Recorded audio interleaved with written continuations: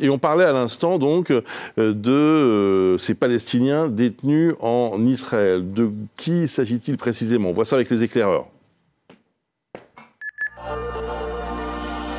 Fanny Wegscheider, combien et qui sont ces prisonniers palestiniens? Eh bien, il serait plus de 10 000, selon Amoked, une association israélienne de défense des droits humains, mais aussi la Commission pour les affaires des prisonniers palestiniens, un organe de l'autorité palestinienne. 10 000 qui seraient détenus en Israël et en Cisjordanie occupés. Dans le détail, regardez ce que dit Amoked, il serait plus de la moitié actuellement sous le statut de prisonniers sécuritaires, c'est-à-dire ayant porté atteinte ou soupçonnés d'avoir porté atteinte à la sécurité d'Israël, avec plus de 2000 qui sont condamnés par la justice d'ores et déjà.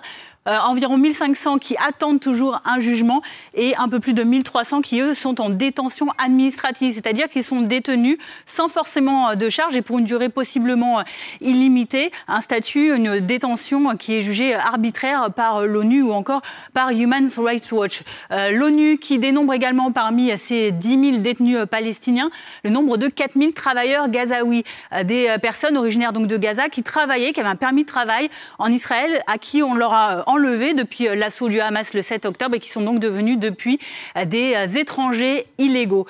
Il y a également parmi les prisonniers palestiniens en Israël et en Cisjordanie, on va le voir, un nombre encore indéterminé de dirigeants et de combattants du Hamas, des membres du djihad islamique palestinien, encore des criminels politiques. Et puis, il y a aussi, on peut compter sur la présence dans ces geôles israéliennes des parlementaires, des journalistes, des enseignants palestiniens et, plus surprenant, selon l'ONU, un peu plus d'une centaine d'enfants.